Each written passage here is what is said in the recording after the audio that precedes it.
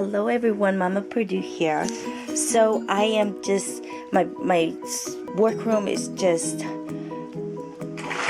filled with stuff that I needed to either recycle or get rid of. And this little throw blanket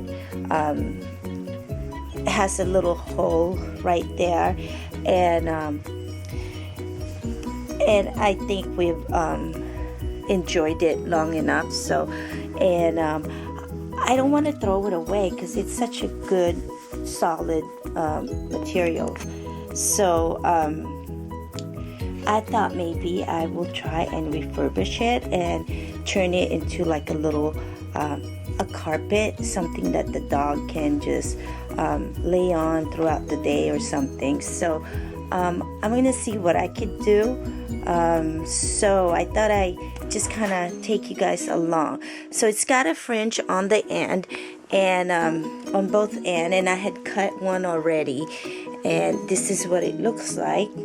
So I think I want to save this and use it as a finishing embellishment in the end. So I'm gonna save those, and right now I'm just starting to trim off the other one, and I think I'm just gonna cut it in strip or something and like braid it together. Whether I turn it into a square or a circle, we'll soon find out. So I just thought I'd take you guys along just in case you got stuff items that you have and you think you should get rid of, but there's really other purpose that you could use it for. So maybe this will give you some ideas. You could probably also do this with your old towels. Maybe you have different colors that would be really pretty. So unfortunately this one I have just one solid color, so but we'll see. I kind of like it that way too, nice and clean and a little bit more clean looking. So anyways, let me go ahead and cut my strip, and then I'll bring you back along and see what I decided to end up doing, whether it's gonna be a round or a circle. All right, be back soon.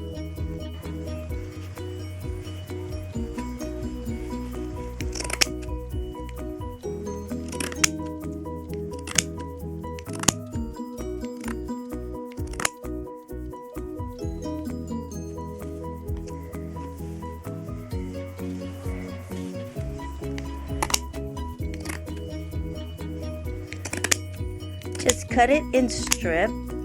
As you can see here, I'm just comfortably sitting on my floor and just cutting it in strip about an inch wide each, just as close. Try to keep it as uniform as you can possibly be. So you're gonna need a lot of patience on here, depending on how big is the material you are trying to recycle and how much cutting you're going to do. Look at me. Okay guys, my hands started to hurt with the scissors, so I decided I'm just gonna use my rotary cutter. So and it seems to be faster. So if you have a rotary cutter and a self-healing board, I suggest you use it instead of using the scissors, because it's tough on our hands. So anyways, so I'm gonna finish that up and then bring you back. So I've cut the whole blanket in strip, and now I'm gonna take these 3 stripped together, and I'm absolutely covered in dust, and I'm just gonna sew them together like so, just to secure them.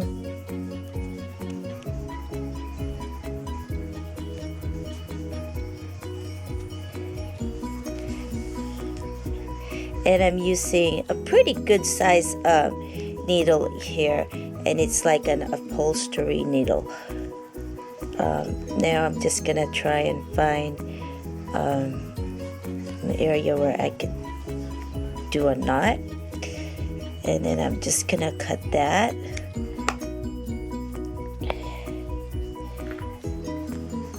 And then once I have it all in 3 like this, I'm just gonna simply braid.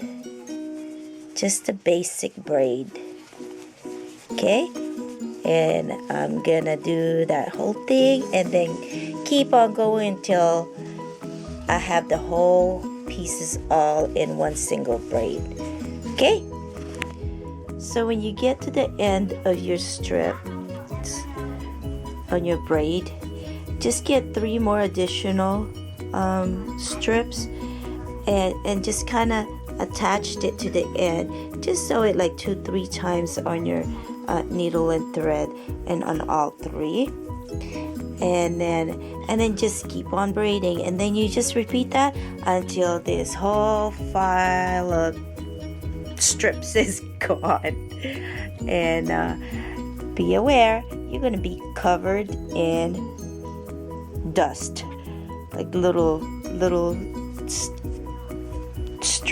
pieces of the materials that you're cutting. Mine is cotton, that's why there's a whole lot. So anyways, I'm gonna keep doing this and I'll bring you guys back up and we'll start creating the form. I think I'm gonna go with the round little formation here. So okay, we finally made it to the end of our braid here.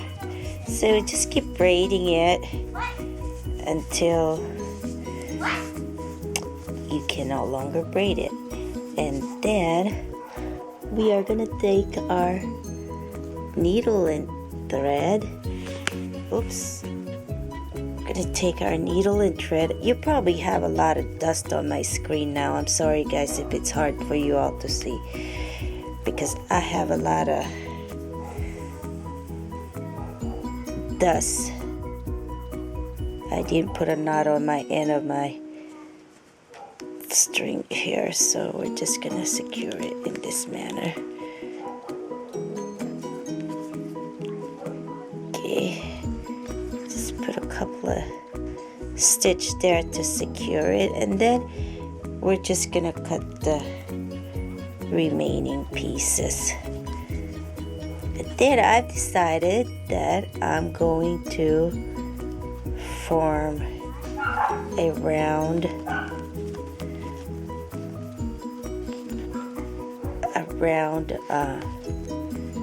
mat. So be very patient with this, you guys. You have to have a lot of patience, and just only connect one strip at a time. Do not attempt to connect all those strips together as one big string, because you're gonna just get frustrated finding yourself untangling your strings as you go on to continue braiding. When you braid it,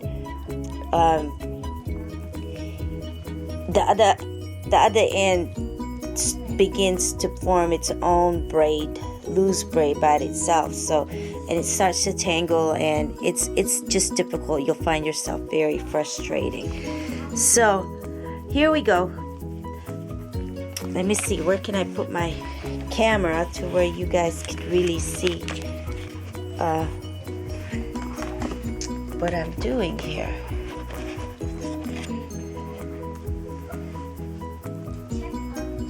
Okay. Excuse me, I have a cold. So I'm gonna put a longer string because I don't want to cut it, because I want to be able to show you guys what I'm doing. That's a pretty short one. So we're gonna find the end of our, I kind of like this end. It's very nice and clear. So let me go find the very beginning. This is a long braided rope, but there it is. Okay, so this is our front, and you want to decide which one is the which side do you want to be your front side and the back side of your mat. I mean, they're both look just the same. it's what's gonna matter the most is when you start to form your circle here is obviously the string, because we're gonna sew it. So I think this is gonna be our back. You see that? So we're gonna form this as the back. So I'm gonna secure it. Okay, and then we're just gonna turn it, and then we're just gonna continue to stitch as we turn, and this will starts to begin to form your circle. Okay, you want the cleaner and tight your stitches here is gonna determine how sturdy your mat's going to be. Okay, so be sure to make sure that this is nice and tight and secure. I am using a nylon thread as well, so it will stay and last a good while. So we're just gonna continue to turn it like so, and your mat will begin to form.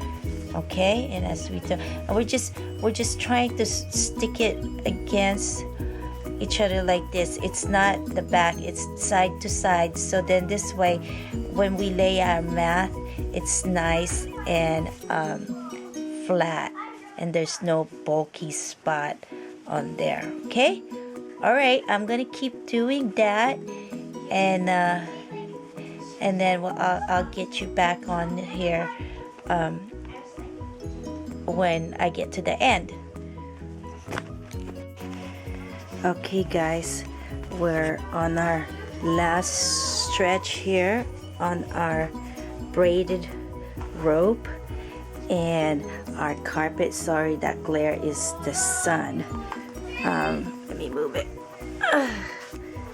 Block this bright sun. Okay. I'm sitting my butt on the floor, so excuse my slipper, it's everywhere, but here it is, you guys. I think it turned out really nice. I love how it turned out, so I can't wait till you sit, and it feels really nice, thick, and really soft. So I used a lot of thread, and I used a nylon thread.